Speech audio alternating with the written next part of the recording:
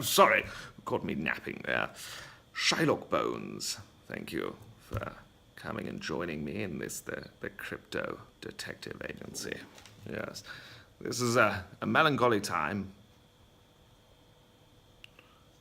It is Christmas, but of course I'm not talking about that.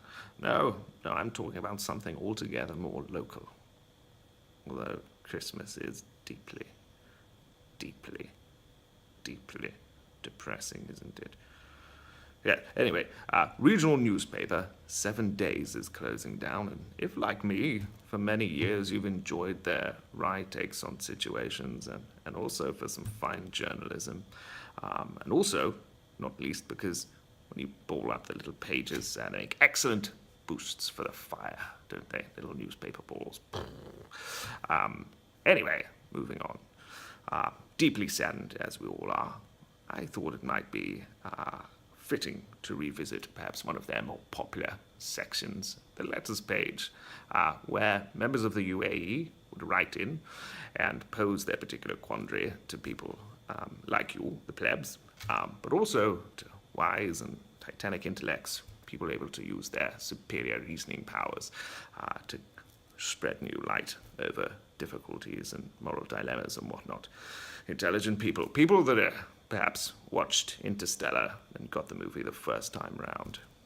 People maybe that have read more than one Dan Brown book, for example. People like me, basically. So, without further ado, why don't we have a look and see what we can find, shall we? The game is not afoot, because that's copyright territory, but something different.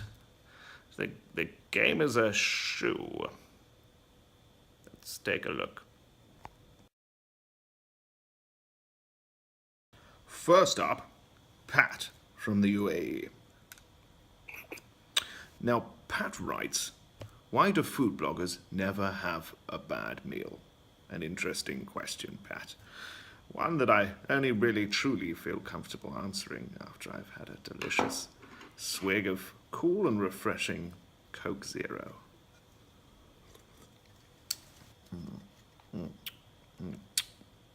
And to think, no calories. I don't know, Pat. It's a hard one. Even my titanic intellect can't quite pierce the narrative behind the agenda there. Maybe it's just coincidence. Maybe all the places they go to are wonderful. It's possible. Remember, you must eliminate the impossible before you choose whatever remains, and at that point, we're in copyright territory again. And next up, we have, as it turns out, the very appropriately named passenger from the UAE again. He's asked, shouldn't I get flight compensation? I booked a flight, which was great times for what I wanted. And if I wanted to change my flight for another time, then it would cost me. But then I get informed, are you following this so far? Yeah. Then I get informed that my flight has now changed timings to depart earlier than I initially wanted. Why aren't I compensated? Bit one-sided. Well, passenger of the UAE, you make a very valid point. You raise a question, seems somewhat rhetorical, but you raise a valid point. I would say capitalism, corporations, they don't always do what we want them to do. But then again, if we didn't have corporations and sort of thing, how would we be able to enjoy a delicious, cool, cold, exotic, and zero-calorie taste of Coke Zero? We probably wouldn't, would we?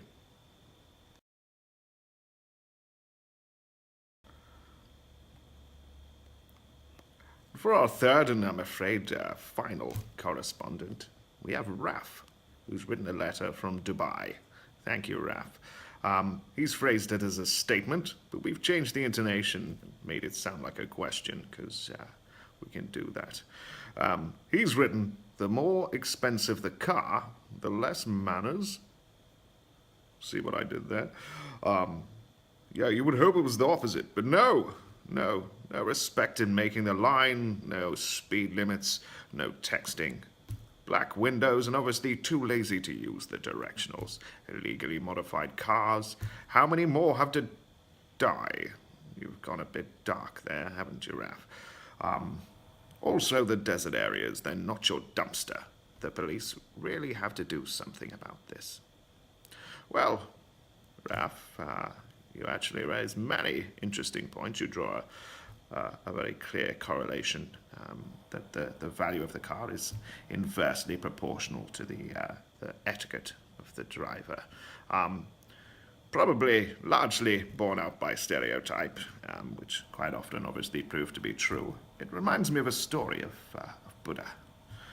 One day he was walking through a village and was stopped by a chap who was very angry, spinning around, waving his hands, angry and such like. And he said to the Buddha all sorts of horrible curse words and names, and very, very angry, and called the Buddha a fraud and all manner of other vile slurs. And when he realized Buddha wasn't getting angry, he said to him, why aren't you getting all angry and sort of rageful and stuff? I'm being terribly mean and caddish. And Buddha replied, well, anger is a little bit like a gift. Once you give the gift, the person either has to accept it. If they don't accept it, then the gift must come back to you. So if that gift is anger, if you're projecting that anger onto somebody, then what you are in fact doing is, if they're not accepting it, is putting it on yourself. Something to think about in the old noggin there. But what it's also like is very much like a delicious, cool,